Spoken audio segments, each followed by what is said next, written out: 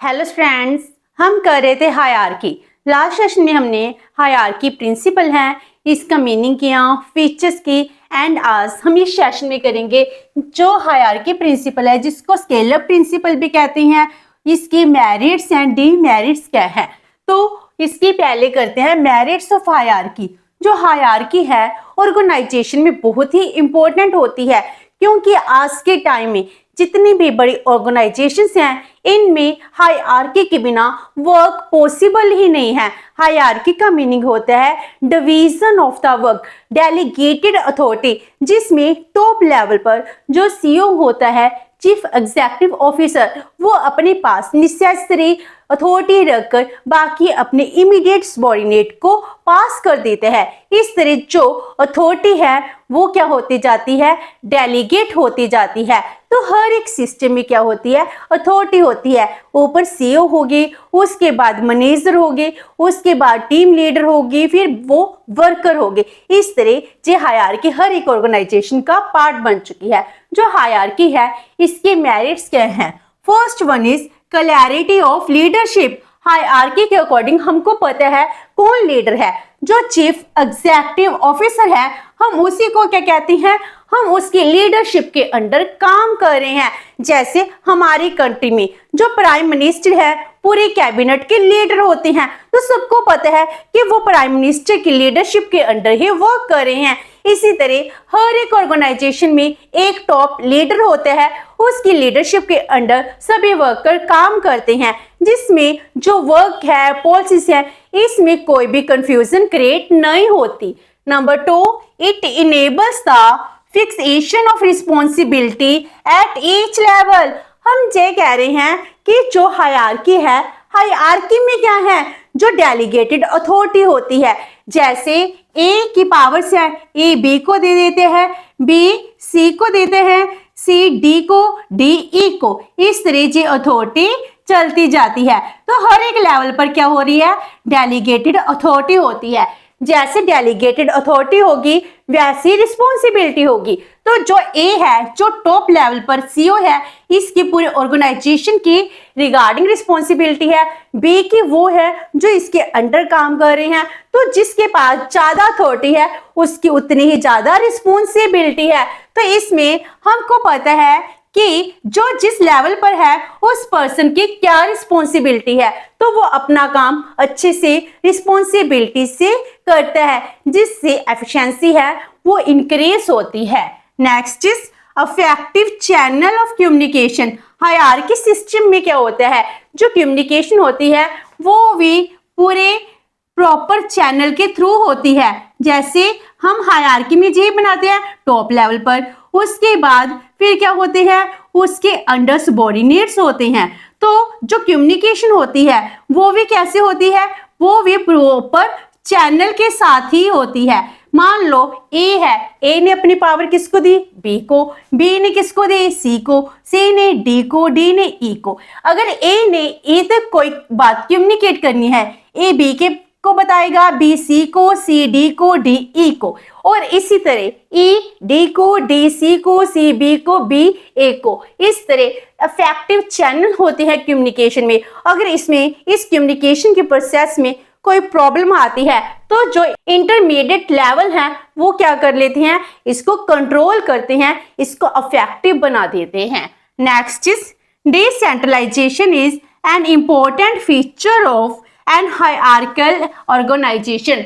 जो हमारी hierarchical organisation है इसमें डिसेंट्रलाइजेशन का मीनिंग क्या हो गया, जो पावर्स हैं वो डिवाइड होती जा रही है। ए बी सी डी, ए के पास पावर नहीं है, पावर क्या हो रही है, डिवाइड हो रही है। तो इस तरह जो डिसेंट्रलाइजेशन है ये बहुत ही इंपॉर्टेंट फीचर बन जाता है, जिस वजह से सेंट्रलाइजेशन की जो प्रॉब्लम्स हैं वो खत्म हो जाती हैं और काम है पूरी एफिशिएंटली से होता है। अगर डिसेंट्रलाइजेशन ऑफ पावर होगा, रिस्पॉन्सिबिलिटी है डिसेंट्रलाइज होगी, वर्क है डिसेंट्रलाइज होगा। तो इसका मीनिंग क्या हो गया कि इससे हमको कोई भी परेशानी नहीं होती, हम ओवरबर्डन नहीं होती हैं। तो वर्कर है, वर्कर को अपनी ड्यूटी पता है, वो सिर्फ उतना ही काम करते हैं और वो ओवरबर्डन नहीं होते हैं। Next is rule through proper channel. जो हायरार्की है इसमें प्रॉपर चैनल के थ्रू ही रूल किया जाता है। इसमें कोई भी चैनल, कोई भी लेवल है वो स्किप नहीं किया जा सकता। जैसे अथॉरिटी ए से बी, बी से सी, सी से डी, डी से ई की तरफ ही जाएगी। ऐसा नहीं है ए से सीधा ई के पास आ जाएगी या ई से सी, सी से ई, ऐसा कुछ भी नहीं हो सकता। कोई भी लेवल आप स्किप नहीं कर सकते हैं। तो जो कम्युनिकेशन होती है, अथॉरिटी होती है, लीडरशिप होती है, ये प्रॉपर चैनल के थ्रू ही वर्क करती है। Next is unity of command, जो सबसे इंपॉर्टेंट होता है, क्योंकि हायरार्की में क्या है, हमारा एक ही सुपीरियर लीडर होता है, हम उसको ही रिस्पॉन्सिबल होते हैं, हम अपने वर्क की रिपोर्ट एक को ही देते हैं, तो हम एक के ही ऑर्डर फॉलो करते हैं, तो हमको कोई कंफ्यूजन नहीं है। ई को पता है उसको ऑर्डर कौन देगा, डी ही देगा, तो उसका सुपीरियर कौन है, डी है। तो इस तरह उनको एक पर्सन से ही कमांड मिलती है, तो कंफ्यूजन ही क्रिएट नहीं होती है। तो वो वही काम करते हैं जो डी उसको कहता है, अदर पर्सन उसको कोई भी कमांड नहीं दे सकते हैं। Next is it brings the unity of purpose in the organization. जो ऑर्गेनाइजेशन है इसके पर्पस में यूनिटी लाते हैं। इसका मीनिंग हो गया कि जो टॉप लेवल पर चीफ एग्जीक्यूटिव हेड है वो ही पॉलिसीज को डिटरमिन करता है, वो ही डिफाइन करते हैं कि हमारी ऑर्गेनाइजेशन का पर्पस क्या है, सभी उसी के अकॉर्डिंग ही काम करते हैं। तो इस तरह जो ऑर्गेनाइजेशन के पर्पस होते हैं ये क्या होते हैं, सेम होते हैं। Next is division of work. तो इसमें डिवीजन ऑफ वर्क भी पॉसिबल है, जिसमें रिस्पॉन्सिबिलिटी से डिवाइड हो जाती हैं, क्योंकि एफिशिएंटली हम वर्क कर रहे हैं, हर एक वर्कर उतना ही काम कर रहा है जितना वो कर सकता है, तो इससे एफिशिएंसी इंक्रीज होगी, रिस्पॉन्सिबिलिटी डिवाइड होगी, जो ऑर्गेनाइजेशन के लिए सबसे इंपॉर्टेंट होती है। Next is help in the integration of organization. तो ये ऑर्गेनाइजेशन के इंटीग्रेशन के लिए बहुत ही इंपॉर्टेंट होते हैं, क्योंकि जो पॉलिसीज हैं, पॉलिसीज फ्रेम कौन कर रहा है, सीईओ कर रहा है। जो मिडिल लेवल के वर्कर है वो क्या करते हैं, इसमें डिटेल को फिल करते हैं, एंड जो बॉटम लेवल के वर्कर होते हैं वो इन पॉलिसीज को अच्छे से इंप्लीमेंट करते हैं। तो इस तरह इंटीग्रेशन हो जाती है, क्योंकि सीए तो सिर्फ डिफाइन कर रहा है, जो अंदर की डिटेल है इंटरमीडिएट और जो बॉटम है वो प्रॉपर इंप्लीमेंट कर रहा है। तो इंटीग्रेशन ऑफ ऑर्गेनाइजेशन में ये हेल्प करती है। Next is bring efficiency in the organization. Organization efficiently work करेगी। अगर कोई ओवरबर्डन ही नहीं होगा तो काम भी एफिशिएंटली होगा, क्योंकि हर एक पर्सन को पता है कि मेरा क्या काम है, मैंने सिर्फ वो ही वर्क करना है। अगर मैं डेली वो ही वर्क करूंगी तो इससे क्या होगा, स्पेशलाइजेशन इंक्रीज हो जाएगी। स्पेशलाइजेशन इंक्रीज होने से एफिशिएंसी इंक्रीज होती है, जिससे हमको बहुत ज्यादा बेनिफिट भी होते हैं, जिसका एडवांटेज ऑर्गेनाइजेशन को मिलता है, जिससे डिवीजन ऑफ वर्क होता है, एफिशिएंसी इंक्रीज होती है, अदर डिपार्टमेंट्स हैं वो अपना अपना काम करते रहते हैं।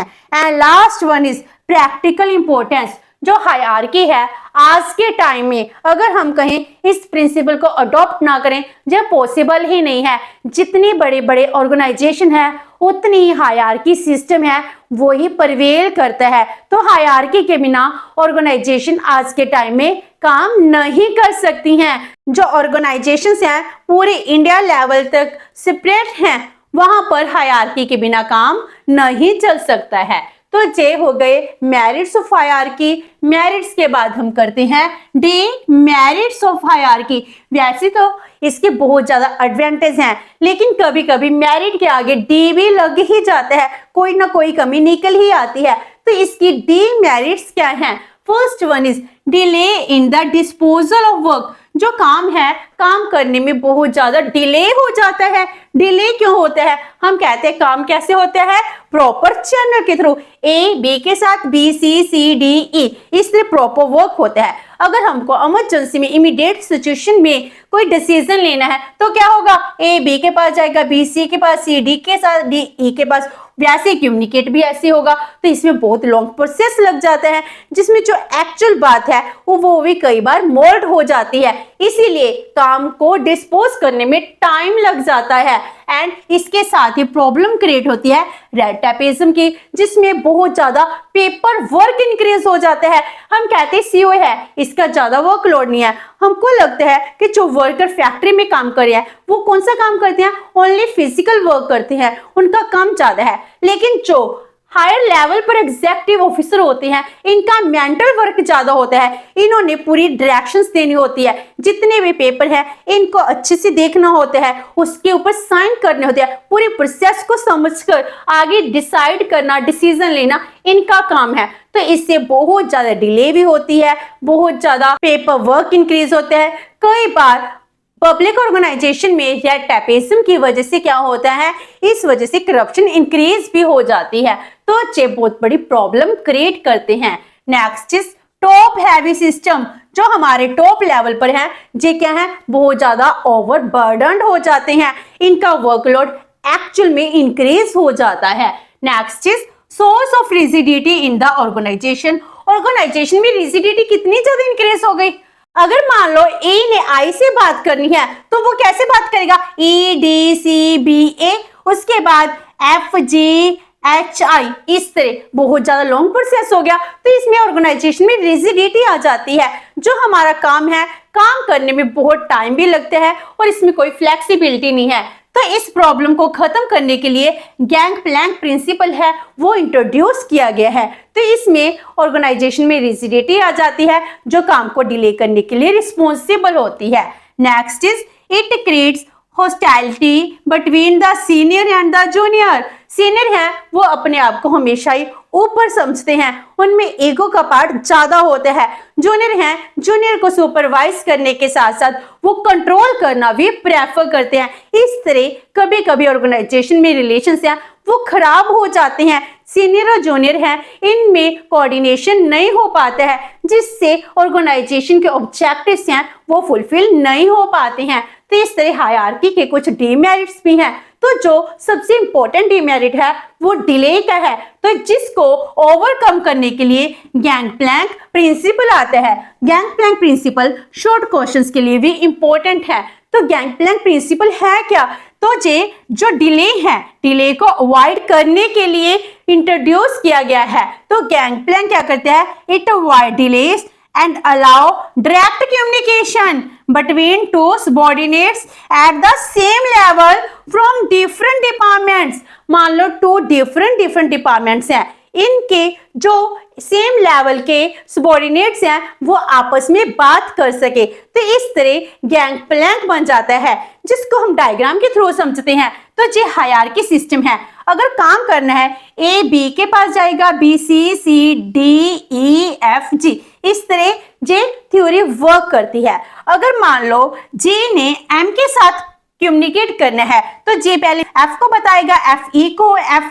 ई डी को, देन सी को, फिर बी को, फिर ए को। उसके बाद ए दूसरे डिपार्टमेंट में एच को कहेगा, एच आई को कहेगा, आई जे को कहेगा, जे के को, के एल को, एल एम को। तो उसके बाद जे एंड एम में कम्युनिकेशन हो पाएगा। तो इसमें कितना लॉन्ग प्रोसेस हो गया। अगर जे ने एम से सेम लेवल के, जे ए एंड बी दो डिफरेंट डिपार्टमेंट्स हैं, इन डिपार्टमेंट्स के सेम लेवल के सबॉर्डिनेट्स हैं, वो कम्युनिकेट करना चाहते हैं। अगर हम हायरार्की के अकॉर्डिंग देखें बहुत मुश्किल है, बहुत लॉन्ग प्रोसेस है, बहुत डिले है। तो इसके लिए गैंग प्लैंक इंट्रोड्यूस किया गया।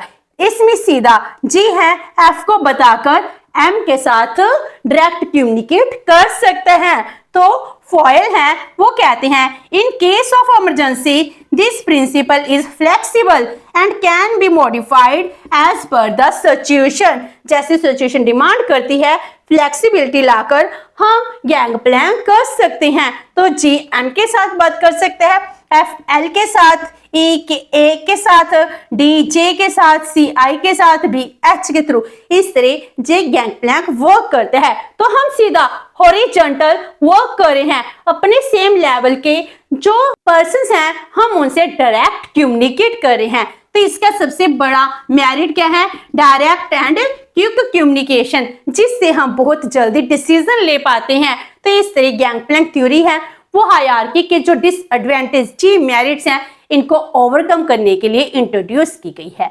तो विद दिस हमारा हायरार्की का प्रिंसिपल है वो कंप्लीट होते हैं। नेक्स्ट सेशन में करेंगे span of control principle. Hope so कि आपको ये सेशन अच्छा लगा होगा। अगर आपकी कोई क्वेरी है तो post comment box and video अच्छी लगी तो please like and share with your friends. Thank you so much and have a nice day.